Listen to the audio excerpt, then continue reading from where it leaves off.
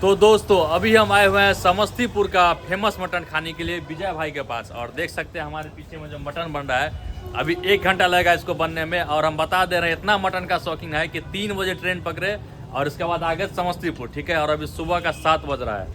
और देखिए एक बार आपको मटन दिखाते हैं, इसका रोगन चेक कीजिएगा, मटन का कलर देखिए। और आइए विजय भैया से बातचीत कराते हैं। कैसे भैया? बस बढ़िया है, दया में जी रहे भैया, कमा के बच्चा को पिला रहे हैं।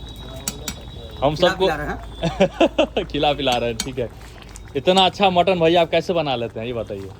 ये सब अपना अपना, सबका अपना अपना जो है ना तरीका है बनाने का। आपका भी कोई सीक्रेट मसाला है?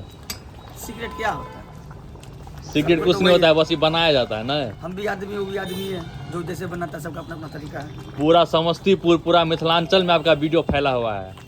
विजय भाई का मटन, विजय भाई का। विदेश से भी आदमी आ जाते हैं। विदेश से भी आ जाते हैं, वाह।